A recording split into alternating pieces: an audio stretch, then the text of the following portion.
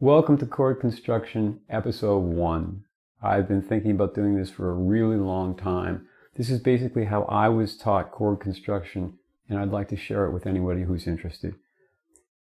This is going to be really basic, so if you know a lot of stuff, you might want to come back for later lessons where it's going to get continuously a little more complicated, a little more complex.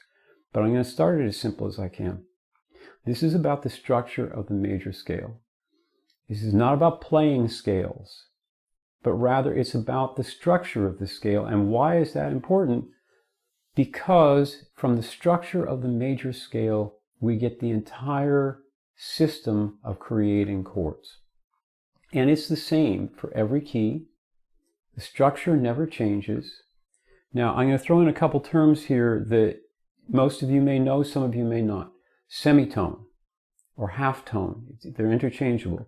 All that means is, in guitar terms, it's one fret. So if I play a C and I go a semitone, I'm going to C sharp. The other one is a tone or whole tone or full tone, also interchangeable, and all it means is two semitones. So if I'm going from C, I can go to D, 2 frets. So you can think of it as semitone equals 1 fret, tone equals 2 frets. Now, the structure of a major scale is always the same. It never changes. So it goes tone, tone, semitone, tone, tone, tone, semitone. If you'd rather think of it in guitar terms, it's 2 frets, 2 frets, 1 fret, 2 frets, 2 frets, 2 frets, 1 fret. So let's do this in the key of C because there's no sharps or flats, so it's really simple. So C, up 2 frets to D, up 2 frets to E, up 1 fret to F, up 2 frets to G, up 2 frets to A, up 2 frets to B, up 1 fret back to C. Now if I do this starting from F instead of C, the structure remains the same. There's F, up 2 frets to G, up 2 frets to A, up 1 fret to B flat, up 2 frets to C, up 2 frets to D, up 2 frets to E, up 1 fret to F.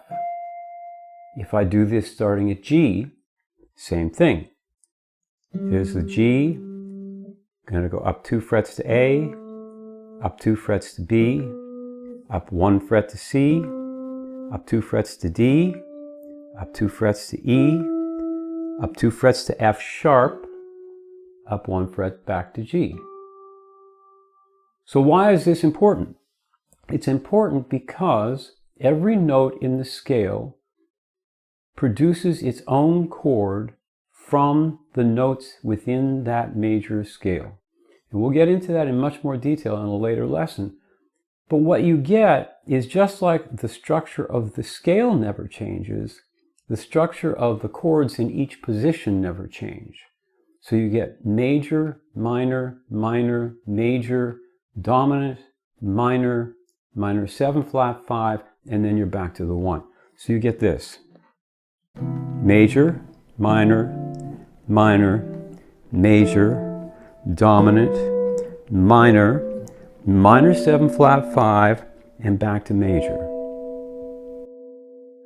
So that's the basic concept, and it's the same no matter what key you're in. And once you know that, and once you learn how to make chords from that, it opens so many doors. And don't think of this, I hear people talk about theory all the time, and they say, oh, theory just puts you in a box. No, theory does not put you in a box. Theory opens doors. It gives you the opportunity to explore all kinds of ideas that you might not have thought of before, and it gives you power over chords that you can use to build all sorts of beautiful things. So that's lesson 1, and I'm going to try, for those of you who are interested, I'm going to try to get out at least 1 a week, maybe more sometimes. The next one is going to be how we build chords from the major scale. How did I get from that scale to the chords I just played and beyond? Okay, so hopefully you got something out of that, and hopefully it's you understood it well enough that you're happy to come back for the next one. So, like I said, one a week if I can. Thanks for coming by.